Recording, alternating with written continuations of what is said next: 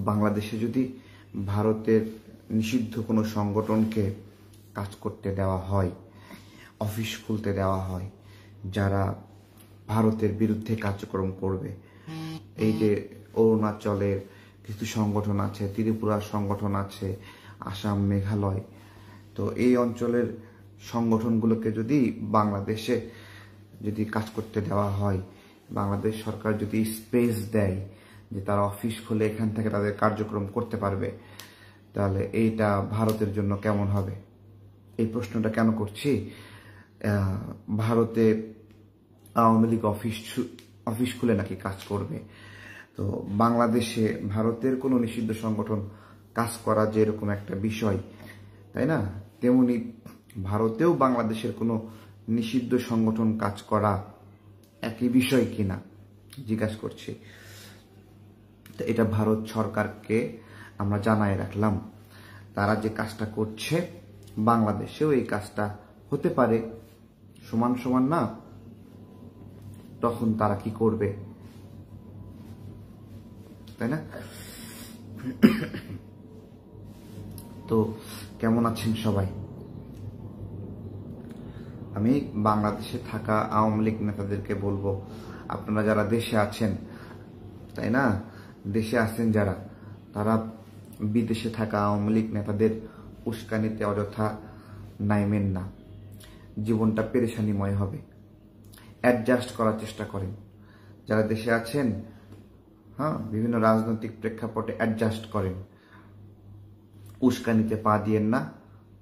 নিজে ক্ষতিগ্রস্ত হবেন, পরিবার ক্ষতিগ্রস্ত হবে।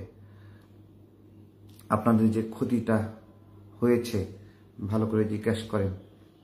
আমরা এর জন্য দায়ী না, আমরা আপনাদের এই ক্ষতি করি নাই। আপনাদের দলের সিদ্ধান্ত আপনাদের এই ক্ষতিটা করেছে, আপনাদের ক্ষতি করেছে। যারা আওয়ামী লীগ নেতা বাংলাদেশে আছেন, আমরা আপনাদের ক্ষতি করি নাই, আপনারা নিজেরা নিজেদের ক্ষতি করেছেন। ভয় পাইতে হয় কেন বলেন? কেন ভয় পাইতে হয়, আতঙ্কে থাকতে হয় কেন? এমন কিছু ঘটেছে বাংলাদেশে যে কারণে ভয় লাগে।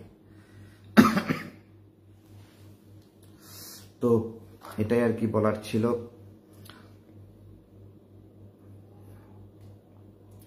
দেশে যে সকল আওয়ামী লীগ নেতা আছেন, বিদেশে বসা আওয়ামী লীগ নেতার কথায় উস্কানিতে দেয়াল লিখন, চিপাই গিয়ে স্লোগান দিতে হবে, ভুলেও এগুলোতে করেন না।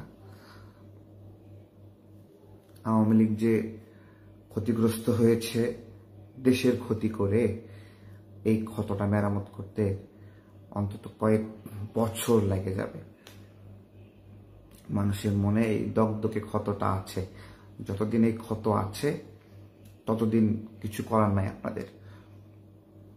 আওয়ামী লীগের মতো অন্য কেউ যখন একই পাপ করবে, সেই দিন আওয়ামী লীগ ফেরার জন্য স্পেস পাবে, সেদিন আপনারা রাজনীতি করতে পারবেন।